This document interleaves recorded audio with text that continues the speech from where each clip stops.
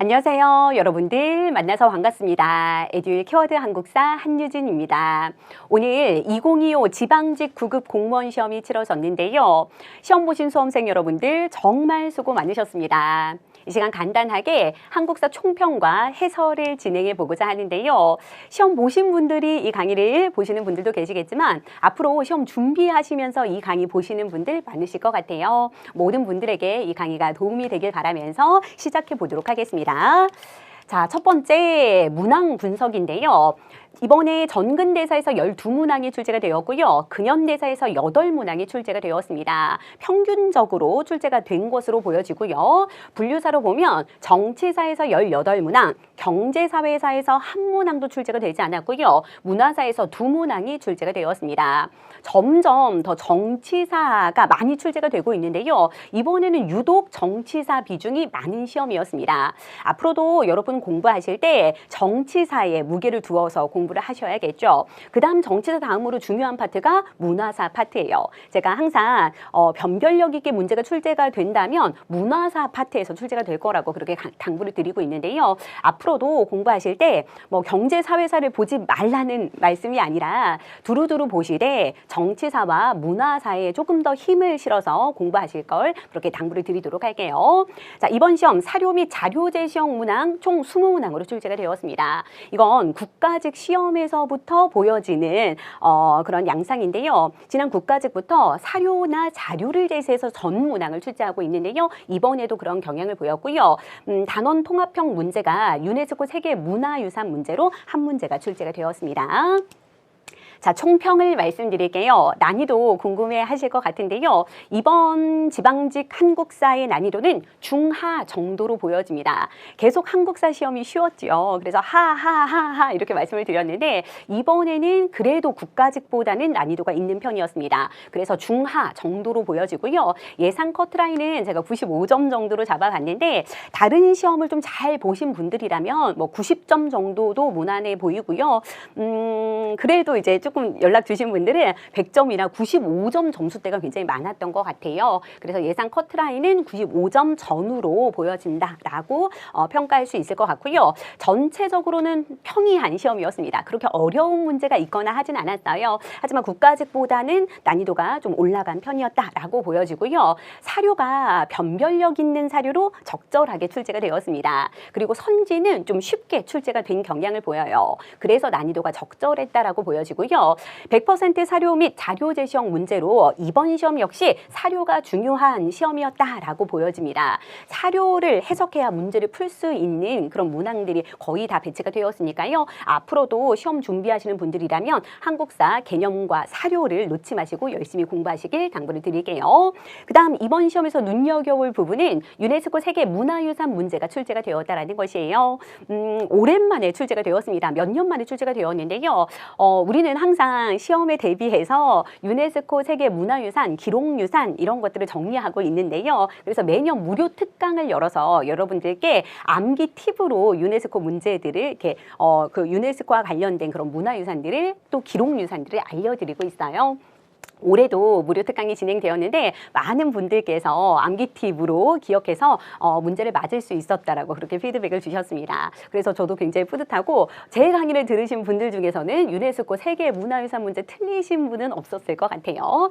자, 그다음 기본 개념과 기출, 사료 등을 충실히 학습했다면 고득점이 가능한 시험이었습니다. 그렇게 어렵게 출제되지 않았고요. 앞으로도 한국사 시험은 그렇게 어려워지지 않을 거예요. 그래서 지금처럼 쉽게 중요한 주제들을 중심으로 반복적으로 공부하시길 그렇게 당부를 드리도록 하겠습니다. 자, 그럼 한 문제 한 문제 풀어보도록 할까요? 자, 1번 문제입니다. 신석기 시대에 대한 설명으로 옳은 것만 모두 골라보라는 문제인데요. 신석기 시대의 문제이죠. 선사시대 문제가 나왔네요. 갈돌과 갈판을 사용해서 곡물이나 열매를 갈았다. 갈돌과 갈판, 이거 신석기 시대 도구 맞네요. 그 다음에 반달돌칼을 사용해서 농작물을 수확하였다. 반달돌칼은 청동기 시대의 농사 도구이죠. 수확 도구입니다. 뼈바늘을 이용해서 옷이나 그물을 지어 입었다라는 거, 옷이나 그물을 만든 거, 이거 신석기 시대이고요. 벼농사를 널리 짓게 되었다. 농사의 시작은 신석기 시대이지만 벼농사의 시작은 청동기 시대이다라고 얘기했습니다. 그럼 신석기 시대에 해당하는 설명은 기역 티귿 1번이 되겠네요. 자, 2번 문제입니다. 가 나라에 대한 설명으로 옳은 것을 고르라는 문제인데요. 삼국지 위서동의전에서 이제 출제가 된 문제입니다. 가의 풍속에는 비가 오는 것이 고르지 않아 곡식이 익지 않으면 문득 왕에게 그 잘못을 돌려 마땅히 바꿔야 한다 또는 마땅히 죽여야 한다라고 말을 했다라는 것이에요. 그러니까 비가 오는 것이나 무슨 재해가 발생했을 때 그 죄를 누구에게 묻고 있다? 왕에게 묻고 있다라는 걸 얘기하고 있는 거죠. 그럼 이 상황은 왕권이 강했다, 약했다, 약했다라는 걸 얘기하고 있는 겁니다. 이건 부여에 해당하는 설명이지요. 부여는 연맹왕국으로서 왕국으로서 왕권이 미약했다라는 것을 알 수 있었습니다. 그래서 어떤 이런 재해가 발생했을 때 왕에게 책임을 물었다라는 거 알아두시라고 강조했는데 많이들 맞으셨을 것 같아요. 자, 부여에 해당하는 설명 골라볼까요? 음락의 우두머리들이 스스로 삼노라고 불렀다라고 나왔는데요. 읍군, 삼노, 읍군, 삼노 이거는 옥동자, 읍삼 해서 우리 암기 팁으로 외우는 건데요. 옥저하고 동해에 대한 특징이 되겠습니다. 옥저하고 동해에서는 우두머리, 음락의 우두머리 그런 정치적 지배자를 뭐라고 부른다? 읍군, 삼노라고 부른다라는 거. 옥동자, 읍삼 기억하세요. 옥동자, 읍삼. 그 다음에 마가와 우가 등 가축의 이름을 딴 관리가 있었다. 마가, 우가, 저가, 구가 이렇게 가축의 이름을 딴 관리가 있는 거. 이게 바로 부여의 특징이 되겠죠. 정답은 2번이 되겠네요. 그 다음에 사람이 질병으로 죽으면 살던 집을 버리고 다시 새 집을 지어 사는 나라는 동해의 풍습이었고요. 그 다음에 옛 음락에 산천을 침범하면 노비와 소, 말 등으로 배상하게 하였다. 이 제도가 무엇입니까? 책화이지요. 책화라는 제도가 있었던 것도 역시 동해가 되겠네요. 이것도 암기 팁 드렸죠. 동화책 거꾸로 외우라고 했어요. 동화책에서 책화는 동해의 풍습이다라는 거 알아주세요. 여러 나라의 성장 파트에서 문제가 출제가 되었고요. 그래서 3번 문제입니다. 다음 외교 문서를 작성한 나라에 대한 설명으로 옳지 않은 것을 골라보라는 문제인데요. 무예가 알립니다. 무예 어떤 사람인가요? 대무예니까 무왕을 얘기하는 거죠. 발해 무왕입니다. 발해 무왕을 대무예라고 얘기했죠. 그럼 이 나라에 대한 설명이니까 이것은 발해에 대한 설명이 되겠네요. 발해. 자, 대무예가 알립니다. 고려. 옛날에는 고구려를 고려 혹은 구려라고 불렀다라고 얘기했죠. 고구려의 옛 터전을 회복하고 부여의 유속을 가지게 되었습니다라고 얘기하고 있죠. 즉 발해가 고구려의 옛 터전을 회복하고 고구려를 계승한 나라이니까요. 그다음 부여의 유속 그런 습속을 가졌다라는 걸 얘기하고 있는 거죠.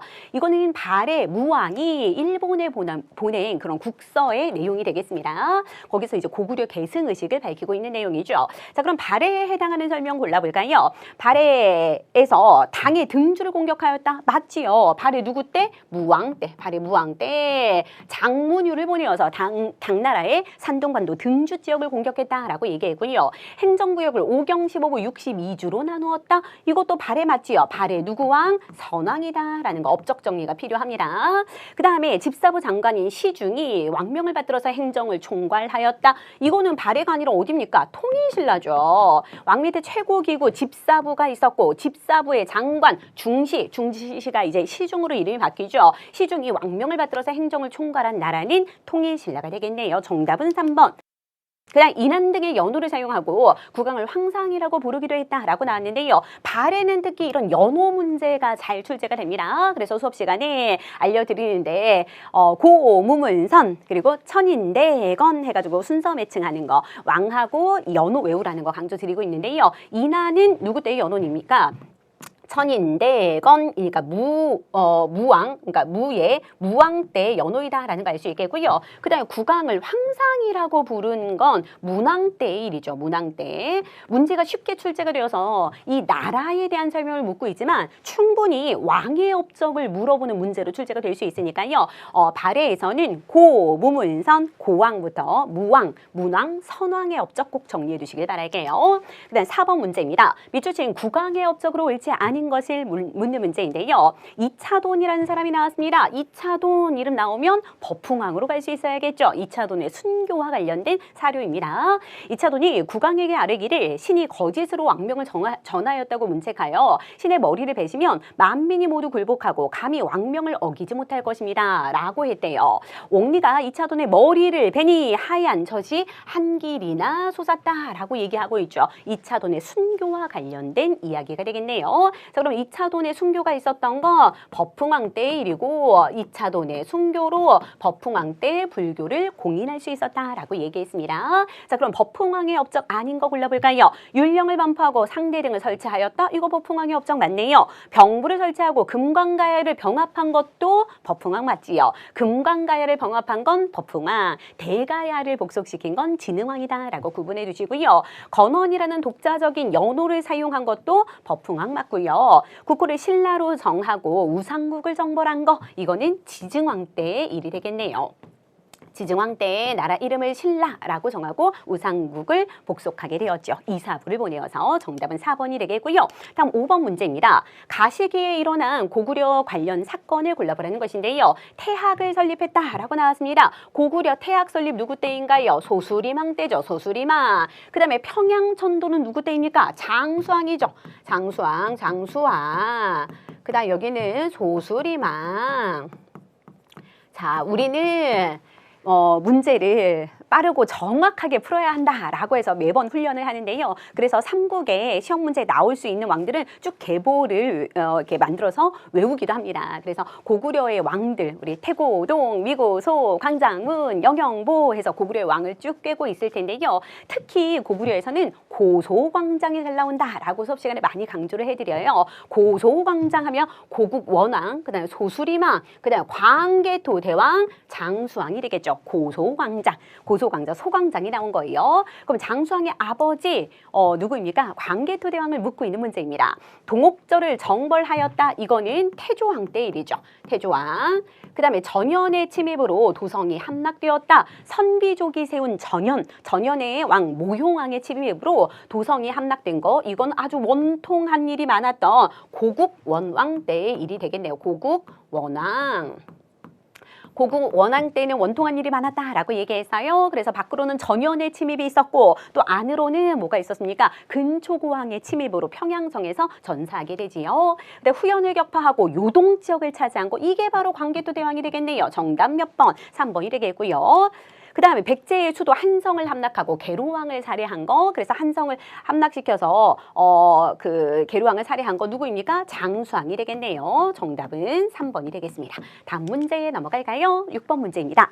가 국왕의 업적으로 옳지 않은 것을 골라보라는 것인데요. 이 사람은 김부를 경주의 사심관으로 임명했대요. 자, 김부라는 사람 우리 수업 시간에 이거 사료로 굉장히 많이 얘기를 했던 사람인데 이 김부는 신라의 마지막 왕 누구입니까? 경순왕의 이름이죠. 경순왕. 김부를 경주에 뭘로 임명했다? 사심관으로 임명했대요. 즉 사심관 제도가 실시된 걸 얘기하고 있는 겁니다. 그럼 누구 때 사심관 제도가 실시가 되었나요? 맞습니다. 고려 태조 왕건 때 실시가 되었죠. 사심관제도, 기인제도 모두 고려 태조 왕건의 일이 되겠습니다. 사료는 중요하니까 한번 쭉 읽어볼게요. 자, 김부를 경주의 사심관으로 임명하여 부호장 이하의 관직 등에 관한 일을 맡게 했대요. 이에 여러 공신들 역시 이를 본받아 자기주의 사심이 되었으니 사심관이 이로부터 비롯되었다라고 얘기하고 있습니다. 자, 경주의 마지막 왕이었던 누구를 경순왕을 그 경주 지역에 뭘로 삼는 거예요? 사심관으로 임명하는 거죠. 그러니까 이 사심관은 출신 지역의 고관으로서 그 지역을 통제하는 중앙 관리를 말하는 것이에요. 중앙에서 일하는 관리이지만 내 출신 지역을 이 사람이 통제를 하는 거죠. 그래서 지방 세력들을 견제하는 역할을 사심관으로 하게 했다라는 거. 연대 책임을 물어서 그 지방에서 문제가 발생했을 때 이 사심관에게 책임을 묻는 제도이다라고 얘기했습니다. 자, 그러면 최초의 사심관 경순왕을 물어보는 거였고 이건 경순왕과 관련된 거고 이 정책을 실시한 게 고려 태조인데 태조 때 업적 한번 볼까요? 기인제도를 시행했다. 정답 1번이 되겠네요. 옳지 않은 걸 고르라고 했으니까 죄송합니다. 옳지 않은 걸 고르라고 했으니까 이거 태조 맞지요. 자, 기인제도, 사신관제도 대표적인 태조의 업적이고요. 호족들을 견제하기 위한 제도였습니다. 기인제도는 지방의 유력한 자제들을 일정 기간 수도에 머물게끔 함으로써 그 지방 세력을 통제하는 제도이다라는 거 기억하시고, 발해 유민을 받아들였다. 이것도 태조의 업적 맞지요. 대광현을 비롯한 발해 유민들을 포용하게 되었다라고 했고요. 훈요 10조를 남긴 거 이것도 태조의 업적 맞습니다. 태조가 후대 왕들에게 남긴 유훈이다라고 얘기했어요. 훈요 10조는 사료로도 잘 출제가 되니까 사료도 좀 잘 봐두셔야 됩니다. 개경을 황도라고 불렸던 거 이거 누구입니까? 이건 광종 때의 일이죠. 광종 때 칭제, 건원하게 되잖아요. 칭제, 건원 무엇입니까? 황제라 칭하고 연호를 사용한다라고 했습니다. 광덕, 준풍 등의 연호를 사용했고요. 황제가 사는 도읍지다라고 해서 개경을 황도라고 불렀다라고 얘기했어요. 다음 7번 문제입니다. 다음 대화가 오고 간 시기를 묻고 있는 문제인데요. 소손영과 서희의 담판 내용이네요. 서희의 외교 담판이니까 이거는 시점이 언제예요? 거란 1차 침입 때죠. 1차 침입 때를 얘기하는 것입니다. 뭐 내용을 잊지 않아도 거란 1차 침입 때니까 가이다라는 거 쉽게 찾을 수 있는데요. 왜냐하면 귀주대첩이 거란 몇 차니까 3차 침입 때니까 쉽게 가라는 거 찾을 수 있을 텐데요. 내용 그래도 보겠습니다. 중요하니까요. 자, 소손영이 얘기합니다. 그대 나라는 신라 땅에서 일어났고 고구려 땅은 우리 땅인데 너희들이 쳐들어와서 차지했다라는 것이에요. 그러자 서희가 이렇게 얘기합니다. 우리는 고구려를 계승하여 나라 이름을 고려라고 했다. 땅의 경계를 논한다면 그대 지금 니네 땅도 모두 그 동경도 모두 우리의 땅이다라고 얘기하고 있는 거죠. 서희의 외교 담판으로 거란 1차 침입 때 서희가 강동 6주 지역을 획득하게 된다라는 것까지 잘 알아두시면 되겠습니다. 거란 1차 침입 때는 서희의 외교 담판, 2차 침입 때는 양귀의 활약이 있었고요. 2차 침입 때에는 강조의 정변을 구실로 2차 침입이 일어난다. 이 부분 중요하니까 잘 기억해 두시고 3차 침입 때는 귀주대첩에서 강감찬 장군이 거란을 크게 물리친다라는 거 잘 정리해 두시면 되겠습니다. 다음 8번 문제입니다. 밑줄 친 국왕에 대한 설명으로 옳은 것을 골라보라는 문제인데요. 이달에 국왕이 친히 언문 28자를 지었대요. 그 글자는 옛 글자를 모방했고요. 초성, 중성, 종성으로 조합해야 한 음절을 이루었대요. 자, 쭉쭉쭉 읽어보시고 무궁무진한 표현이 가능하니 이를 뭐라고 한다? 훈민정음이라고 한다라고 얘기했죠. 훈민정음을 창제한 왕 누구입니까? 세종대왕이 되겠네요. 세종. 자, 그러면 세종의 업적 골라볼까요? 경국대전을 반포하였다. 이거 누구 때 반포합니까? 성종 때 반포하지요. 조선의 기본법전 경국대전을 세조 때부터 편찬하기 시작해서 성종 때 완성 반포한다라고 얘기했습니다. 삼강행실도를 편찬하였다. 정답 2번이 되겠네요. 세종 때 유교 윤리를 널리 알리기 위해서 삼강행실도를 편찬하는데 이렇게 책 이름에 도가 들어가는 건 뭘로도 그렸다. 글과 그림으로 그렸다라고 얘기해서요. 당시 백성들이 글을 잘 알지 못해서 글과 그림으로 유교 윤리를 이렇게 알리려고 했다라는 거 알아두시면 되겠습니다. 자, 그러면 2번 정답이고요. 국조 올해일을 간행하였다. 이거 성종. 그다음 동국여지 승남 성종. 성종 때 편찬 사업이 굉장히 잘 출제가 된다라고 얘기해서요. 국조 올해일, 동국여지 승남 모두 성종 때 편찬 사업이 되겠습니다. 국가의 의례 5가지를 정리한 거고요. 동국여지 승남을 지리서이다라고 얘기해서요. 성종 때 편찬 사업 이렇게 외우라고 얘기했습니다. 경사다, 동동동, 국악을 울려라, 국악을 울려라. 기출도 굉장히 많이 되었습니다. 성종 때 편찬 사업 알아놓으세요. 경사다, 동동동, 국악을 울려라. 경은 경국대전, 그다음 동은 동국여지 승남, 또 동동 나오는데 서거정을 기억하세요. 서거정의 동국동감, 그다음에 동문선, 그다음 국조 올해의, 그다음 악학괴범까지 성종 때 편찬 사업 이렇게 암기 팁으로 정리해 주시면 좋을 것 같습니다. 다음 9번 문제입니다. 가 인물에 대한 설명으로 옳은 것을 골라보라는 것인데요. 자, 이 사람은 무신직건기 불교의 세속화를 비판하면서 불교 본연의 정치를 확립하자라는 결사운동을 주도했대요. 그래서 수선사를 결성했다라고 나오는데요. 그는 깨달음을 얻은 뒤에도 수행을 게을리하지 않아야 한다라는 도노 점수를 내세웠다라고 얘기하고 있죠. 누구인가요? 수선사 결사운동 바로 진울이 되겠죠. 진울. 도노 점수 단박에 깨닫고 점진적으로 수행해 나가야 된다라는 걸 얘기하는 것이고, 진울의 수행 방법으로 도노 점수 말고도 뭐가 있었나요? 정해쌍수가 있었죠. 자, 정답은 4번이 되겠네요. 정해쌍수라는 실천 수행 방법을 제시했다라는 거. 이 선정은 뭐 하는 거예요? 이 선정은 그 선종에서 강조하는 것이고요. 지혜는 교종에서 강조하는 거죠. 그러니까 선정은 깨닫는 거, 그다음에 지혜는 그런 교리 같은 거, 이런 것들을 쌍수 같이 닦아야 한다라는 것이에요. 그래서 진울의 실천 수행 방법은 도노 점수와 정해 쌍수가 있다라는 거 알아두시면 되겠고요. 천태종을 장시한 사람 누구입니까? 의천이고요. 임재종을 도입한 거, 임재종을 고려 말에 도입한 건 이거는 누구입니까? 보우가 되겠죠. 보우. 선종의 종파입니다. 임재종. 교종의 입장에서 선종을 통합하려고 한 거 의천이 되겠네요. 진울은 선종의 입장에서 교종을 통합하려고 했었지요. 다음 10번 문제입니다. 밑줄 친 국왕의 정책으로 옳은 것을 골라보라는 문제인데요. 국왕은 성균관 앞에 두루 사귀되 편당을 짓지 않는 것이 군자의 공정한 마음이요, 편당을 짓고 두루 사귀지 않는 것은 소인의 사사로운 마음이다 라고 하면서 탕평비를 세웠다라고 얘기하고 있죠. 성균관 앞에 이렇게 탕평비를 세운 왕은 누구입니까? 영조가 되겠네요. 영조가 탕평책을 실시하면서 탕평비 세우고 탕평 교서를 발표했다라고 했지요.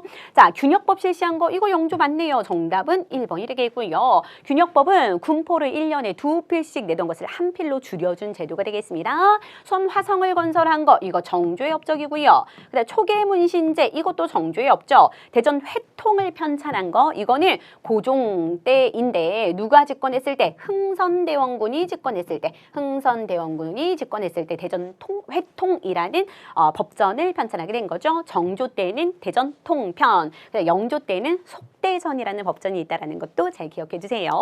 다음 11번 문제입니다. 가 인물에 대한 설명으로 옳은 것을 골라보라는 문제인데요. 자, 가는 삼가 두 번 절하고 아래입니다. 성악에는 강령이 있고 신법에는 지극히 요긴한 것이 있습니다. 이것을 합하여 성악 10도를 만들어서 각 그림 아래 또한 외람되게 신의 의견을 덧붙여서 조심스럽게 꾸며 올립니다 라고 얘기하고 있죠. 제가 앞에서 책 이름에 도가 들어가면 그림으로도 그린 거다라고 얘기했어요. 이황이 뭘 지어서 이렇게 성악의 유체를 10가지 그림으로 그린 거예요. 성악의 유체를 10가지 그림 형식으로 지어서 만든 책이 성악 10도입니다.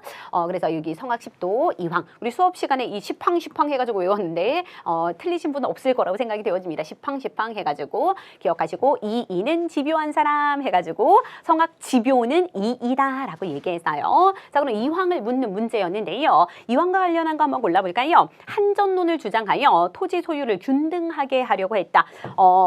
토지 소유를 균등하게 하기 위해서 한전론을 주장한 사람 누가 있었습니까? 이익이 있었죠. 이익은 토지 소유의 하한선을 설정한 사람이었고요. 그 다음에 박지원도 있었습니다. 박지원은 토지 소유의 상한선을 설정해서 한전론을 주장한 사람이었죠. 그 다음에 가의 학문은 김장생 등에게 이어져서 기호학파가 형성되었다. 여러분 기호학파가 서인 쪽이잖아요. 서인. 그러면 서인 쪽하고 관련된 건 이황이 아니라 누구입니까? 이이죠. 김장생이라는 사람 이름 몰라도 충분히 풀 수 있는 문제였어요. 그 다음에 가의 학문은 유성룡 등에게 이어져서 영남학파가 되었다. 영남학파가 동인 쪽이잖아요. 그러면 이 동인 형성 쪽은 어디입니까? 이게 이황이 되겠네요. 결국에 이황은 어디로 가요? 이제 남인 쪽으로 가게 되는 거죠. 정답은 3번이 되겠습니다. 사람 이름 몰라도 여기가 포인트예요. 기호학파, 서인, 이이, 영남학파, 동인, 이황으로 가시면 되겠습니다. 여전제를 주장해서 토지를 마을 단위로 공동 소유하게 했던 거, 여전제를 주장한 거 누구입니까? 정약용이 되겠네요. 정약용. 좋습니다. 다음 문제 풀어볼까요? 12번 문제입니다. 다음 조약이 체결된 이후에 있었던 사실이 아닌 것을 골라보라는 문제인데요. 한국 정부는 시정 개선에 관하여 통감의 지도를 받는 거. 제가 수업 시간에 근현대사 부분 굉장히 강조하면서 통감 나온다고 무조건 어디로 가면 안 된다. 을사늑약으로 가면 안 된다라고 얘기했어요. 그래서 시정 개선에 관련해서 통감의 지도를 받아라 라는 이런 내용이 있었고요. 그 다음에 한국 고등관리의 임명하고 해임하는 거 이런 것들은 통감의 동의를 받아 이를 집행할 것. 그다음 한국 정부는 통감이 추천한 일본인을 한국 관리로 임명한다. 이 내용이 굉장히 중요한 포인트예요. 한국 관리로 누굴 임명한다? 일본인을 임명한다. 이게 무슨 내용인가요? 한일 신협약의 내용이죠. 한일 신협약 정민연에 체결되었다라고 해서 뭐라고도 합니까? 정미 7조약이라고도 하지요. 1907년에 체결된 조약으로서 이거는 차관, 일본인 차관들을 임명할 수 있다라고 해서 차관 정치 내용이다라고 얘기했습니다. 그러면 이 한일 신협약 이후에 있었던 사실 골라보도록 할게요. 이 1907년인데요. 이 1907년에 굉장히 많은 사건들이 일어나게 되지요. 그래서 제가 근현대사는 연표로 여러분들께 많이 알려드리는데 연표 학습하면서도 이 부분을 굉장히 강조했던 것 같아요. 1907년 그리고 이 1907년 안에서도 순서 붙는 문제가 출제가 될 수 있다라고 당부를 드렸습니다. 1908년, 1909년까지 그냥 앞글자만 써볼게요. 1907년에 1905년에 뭐가 있었습니까? 을사늑약이 있었잖아요. 1905년에 을사늑약으로 외교권 빼앗기고 그다음에 통감부가 설치되고 했었지요. 1907년에 그 을사늑약의 부당함을 알리기 위해서 누굴 파견합니까? 헤이그 특사를 파견한다라는 거. 이 헤이그 특사 파견을 구실로 고종이 강제 퇴위당한다라고 얘기했고요. 그러면 고종이 강제 퇴위당한 상태에서 순종이 즉위한 상태입니다. 이 순종에게 한일 신협약을 이제 체결을 강요했고 그래서 한일 신협약이 체결되었고 그 이후에 이 부수각서의 내용으로 군대를 강제 해산하게 된다라고 얘기했죠. 한일 신협약의 부수각서 내용으로 대한제국의 군대를 해산하고요. 근데 해산된 군인들이 다 그냥 집으로 돌아간 게 아니라 정미 의병에 합류하게 되었고 그다음에 모든 의병들의 연합인 13도 창의군이 결성이 되어서 1908년 서울 진공작전에 나서게 되는데 실패했다. 그래서 일본이 뭐 한다? 이 의병들을 토벌하기 위해서 이른바 남한 대토벌 작전을 실시하게 된다라고 얘기했잖아요. 그래서 의병 활동이 위축된다라고 얘기했습니다. 이렇게 순서를 좀 잘 잡아가시는 게 중요해요. 근현대사에서는. 자, 고종이 강제 퇴위당하게 되었다. 고종 강제 퇴위는 한일 신협약 전이에요. 그죠? 같은 1907년이긴 하나 한일 신협약 전에 있었던 일입니다. 그러니까 답이 될 수 없고요. 그 다음에 대한제국의 군대가 해산되었다. 군대 해산 여기네요. 이 한일 신협약 이후에 그 부수각서 내용으로 군대를 해산시켰다라고 했으니까 이거 맞는 내용이고요. 그러니까 아닌 것은 이건 이전이니까 1번이 정답이 될 수 있겠고요. 이거 맞는 내용. 안중근이 이토 히로부미를 저격한 거 이건 1909년 일이죠. 을사늑약 때 초대 통감으로 온 사람이 이토 히로부미였죠. 만주 하얼빈역에서 안중근이 이토 히로부미를 저격해서 사살하게 됩니다. 그 다음에 이른바 남한 대토벌 작전이 전개되었다. 의병 활동을 위축시키기 위해서 1909년에 있었던 일이 되겠습니다. 자, 그 다음 문제 넘어갈까요? 13번 다음 조약에 대한 설명으로 옳은 것을 골라보라는 것인데요. 수입 또는 수출되는 각 화물이 해관을 통과할 때는 응당 본 조약에 첨부된 세칙에 따라 관세를 납부해야 한다. 이게 포인트가 되겠죠. 관세를 납부해야 한다라는 것이고요. 근데 조선국에서 가뭄이나 홍수, 전쟁 등으로 인해서 국내의 양식이 결핍할 것을 우려하여 일시적으로 쌀 수출을 금지하려고 할 때는 뭐 해라? 1개월 전에 지방관이 일본 영사관에게 통지하도록 해라 라고 하는 방공령의 내용을 담고 있네요. 자, 이 내용은 방공령이고요.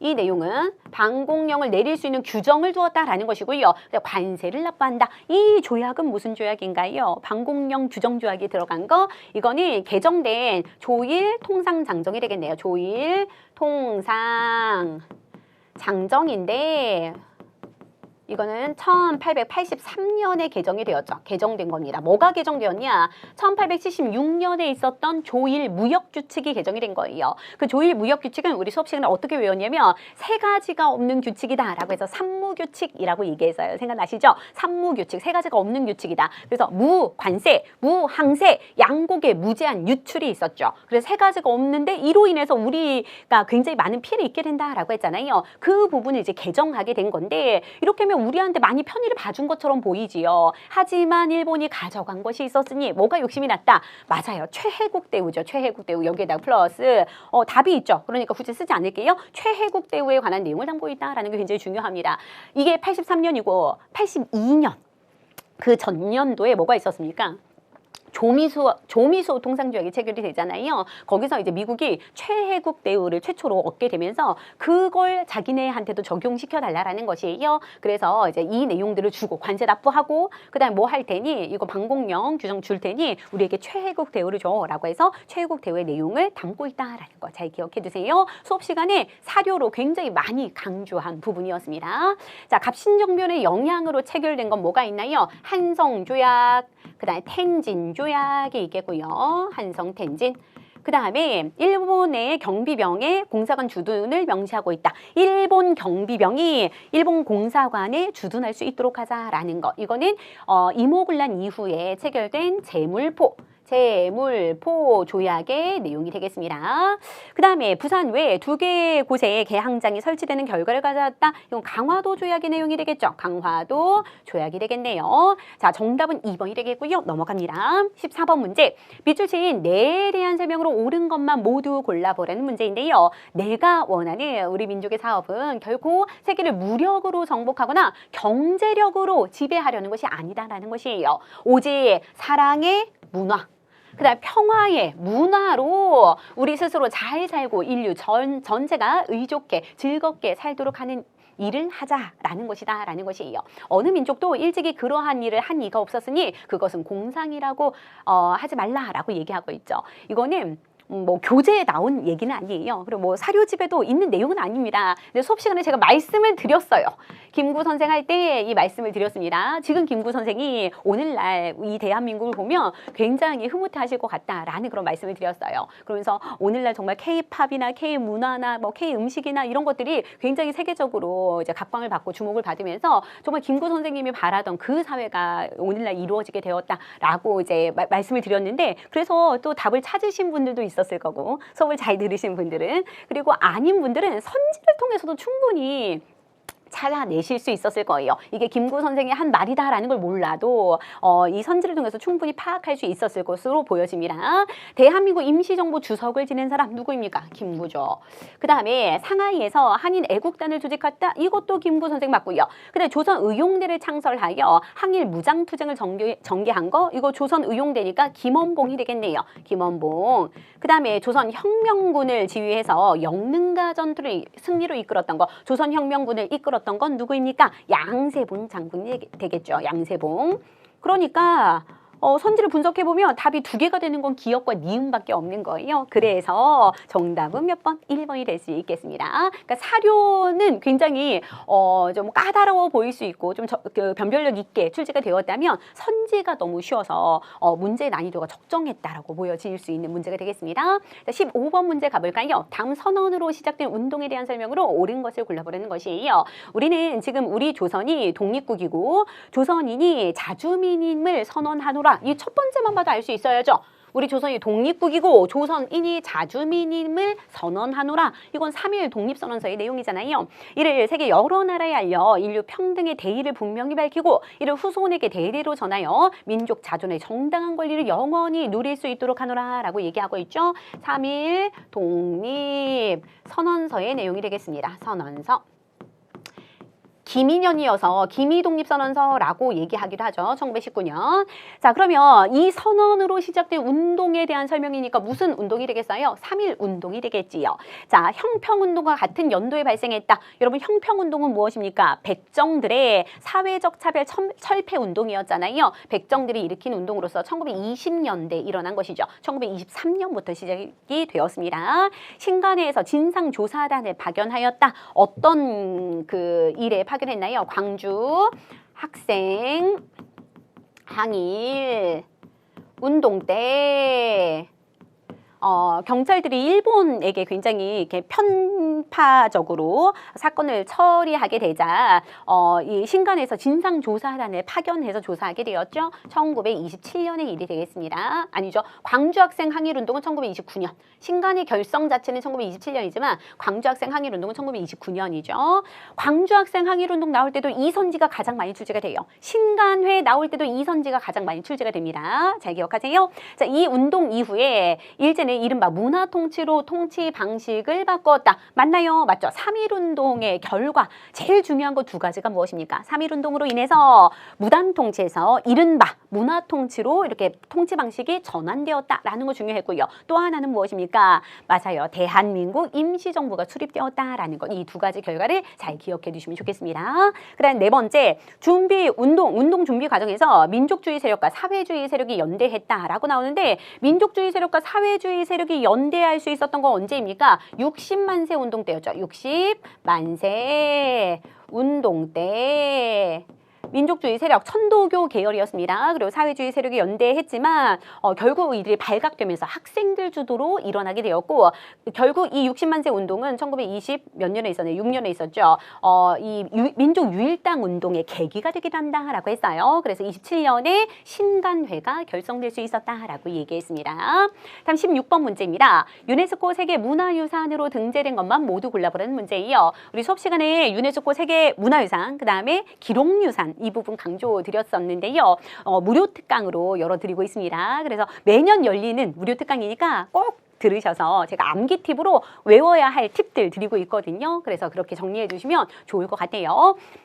제가 2023년에 가야 고분군이 유네스코에 등재가 되면서 이 부분을 강조를 많이 했어요. 작년에. 그래서 작년 시험에 이 부분이 나올 수 있으니까 잘 기억하세요 라고 했는데 9급 국가직 지방직에서는 나오지 않았는데 법원직 시험에서 이 문제가 출제가 되었거든요. 가야 고분군이 유네스코와 관련해서 이게 나왔는데 올해 이제 출제가 되었습니다. 올해는 제가 뭘 강조를 또 많이 드렸냐면 제주 4.3 사건과 관련된 기록물이 유네스코 세계 기록유산에 등재가 되었어요. 올해. 그래서 그 부분도 출제가 될 수 있으니 좀 기억해 두세요 라고 강조를 드렸는데 가야 고분군과 관련된 내용이 나왔네요.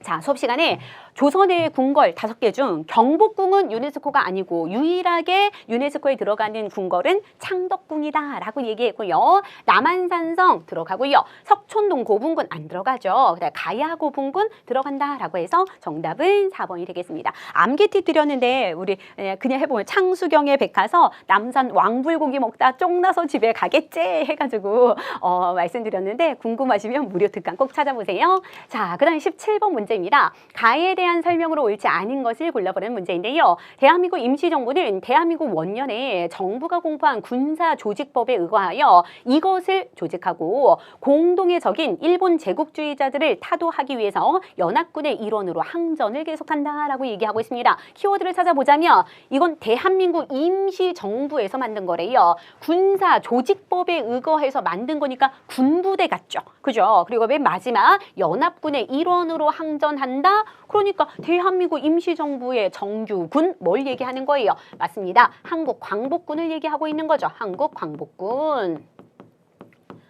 1940년 어디에서? 충칭에서 창설이 되었습니다. 자, 골라볼까요? 옳지 않은 거. 중국군과 연합해서 쌍성보 전투에서 승리했다. 1번이 틀렸네요. 이거 만주에서 있었던 일이죠. 충칭이 아니라 만주에서 중국군과 연합해서 한중연합작전 1930년대 초에 쌍성보 전투에서 승리했던 거는 한국독립군이 되겠습니다. 한국독립군. 이것도 암기팁으로 수업 시간에 많이 드렸어요. 여러분 이 부분 굉장히 중요하다고 강조했죠. 이걸 이끌었던 사람은 지청천 장군이었습니다. 물론 한국광복군을 이끌었던 총사령관도 지청천이었어요. 이건 30년대, 이거는 40년. 그 다음에 조선 의용대가 합류해서 군사력이 한층 더 강화되었다. 김원봉이 이끄는 조선 의용대의 일부 세력이 이 한국 광복군에 합류했다라고 했습니다. 그러니까 나머지 본 부대는 주로 이제 화북지대로 넘어가게 되었죠. 그래서 이제 조선 의용대 화북지대를 결성하게 되었고 김원봉과 나머지 세력들은 어디에 합류했다? 충칭에 있는 한국 광복군에 합류했다라고 얘기했어요. 근데 중국 충칭에서 국민당 정부의 지원을 받아서 중국 국민당 정부의 지원을 받아서 창설된 거 맞고요. 영국군의 협조 요청으로 미얀마, 인도 전선에 파견된 것도 맞습니다. 그다음에 미국 OSS와 연합해서 군사훈련 전개하고요. 그다음에 국내 진공작전을 계획했다라는 것도 들어갈 수 있는 선지가 될 수 있겠죠. 다음 18번 문제입니다. 다음 조약이 체결되고 난 이후에 일어난 일을 골라보라는 것인데요. 당사국 중 어느 한 나라의 정치적 독립 또는 안전이 외부로부터의 무력 공격에 의해서 위협을 받고 있다. 고 어느 당사국이든지 인정할 때에는 언제든지 당사국은 서로 협의한다라는 거예요. 즉 한 나라가 우리가 이 조약 협약을 맺었는데 한 나라가 다른 나라로부터 공격을 받으면 서로 뭐 한다? 협의한다라는 것이죠. 도와준다라는 내용이고 상호 합의에 의해서 미 합중국의 육해군 공군을 육군, 해군, 공군을 대한민국 영토와 그 부근에 배치하는 권리를 대한민국이 뭐 한다? 허가하고 미 합중국은 이를 수락한다라고 얘기하고 있습니다. 그러니까 이건 뭐예요? 주한미군을 배치한다라는 내용이 되겠죠. 주한미군. 그럼 이 내용은 무엇인가요?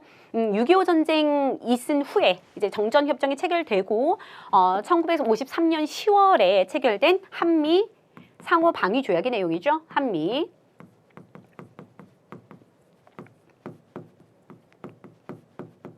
한미 상호 방위 조약의 내용이 되겠습니다. 1950년부터 53년까지 6.25 전쟁이 있었고요.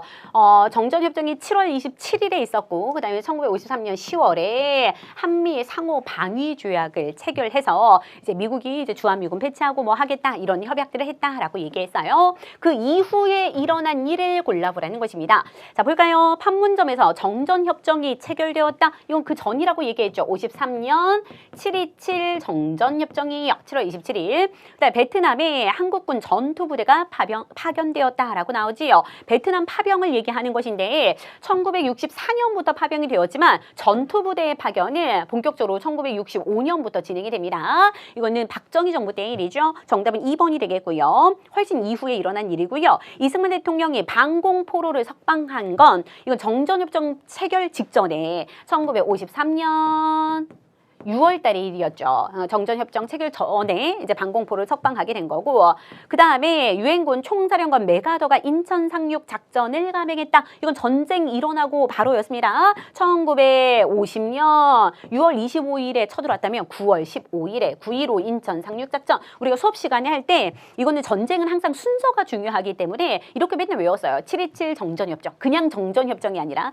인천 상륙 작전도 그냥 인천 상륙 작전이 아니라 9.15 인천 상륙작전 이렇게 제가 알려드렸거든요. 그래서 그런 부분들이 순서 배열하는데 좀 많은 도움이 되었을 거라고 생각이 되었습니다. 19번 문제입니다. 가 국가에 해당하는 설명으로 옳지 않은 것을 골라보라는 것인데요. 자, 지게아문이 나왔어요. 지게아문. 지게아문은 1900 뭐 언제 있었습니까? 1년부터 있었는데 연도 별로 그렇게 중요하지 않고요. 대한제국 시기 때 있었던 일이다라는 걸 알아두시는 게 중요하다라고 했어요. 대한제국 시기에 양전석 실시하죠. 그래서 양지아문이 있었는데 이제 나중에 지게아문으로 바뀌게 됩니다. 양지아문에서 양전사업 실시하고 그다음에 지게를 발급하게 되는데 지게는 근대적 토지 소유권을 증명하는 문서이다라고 했습니다. 그래서 지게아문을 통해서 여기는 대한제국 시기구나라는 걸 알 수 있어야 돼요.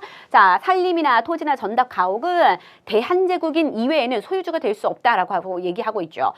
그리고 각 개항쟁 내에서는 이러한 제한이 없을 거다라고 얘기하고 있습니다. 대한제국과 관련된 거 골라볼까요? 광무라는 연호를 사용했다. 맞지요? 그 다음에 그래서 이때 있었던 개혁을 광무개혁이라고 얘기했잖아요. 그 광무개혁이 구본신참의 원칙하에 추진이 되었고요. 그죠? 옛것을 근본으로 새것을 참작한다라는 것이에요. 그 다음에 서대문과 청량리 사이에서 전차를 부설했다라고 나오는데 제가 이것도 수업 시간에 알려드려요. 전차나 기차는 어떻게 간다? 쿠쿠쿠쿠 이렇게 가요. 전차나 기차는 어떻게 간다고요?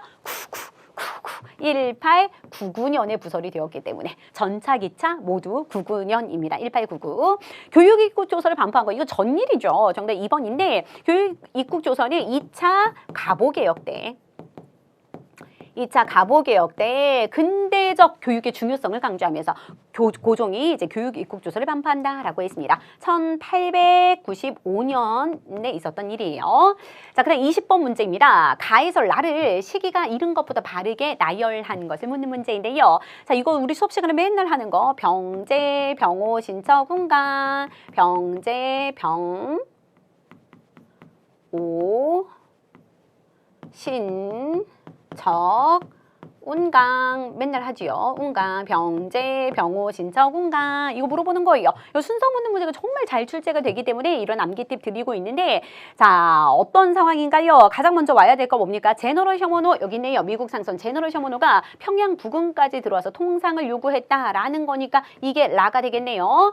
그 다음에 뭐가 있습니까? 양원수 부대가 정족산성에서 프랑스 군을 물리쳤다라는 거 이거 병인 양요잖아요. 병인 양요니까 이게 나가 되겠고요. 그 다음에 독일은 오페르트가 남영군의 묘를 도굴하려다가 실패했다. 오페르트 도굴 미수 사건이니까 이게 다가 되겠고요. 그 다음에 어제영 부대가 광성보에서 미국에게 패하였다라는 거 이거 신미 양요잖아요. 그러니까 가가 되겠습니다. 그래서 이 순서 묻는 거 진짜 잘 나와요. 병제, 병호, 신청, 훈가. 제너럴 셔먼호 사건 1866 병인년에 있었던 일이고요. 오페르트 도굴 사건 1868년에 있었던 사건이고 병인 양요 66, 그 다음에 광성보에서 있었던 신미양요는 1871년도가 되겠습니다. 순서 이렇게 잡아주세요. 병제, 병호, 신처군가, 병인박해, 제너럴 셔먼호 사건, 병인 양요, 오페르트 도굴 사건, 신미양요, 척화비, 그 다음에 기조 바뀌고 운요 사건, 강화도 조약까지 순서 잡아두시면 되겠습니다. 정답은 4번이 될 수 있겠네요.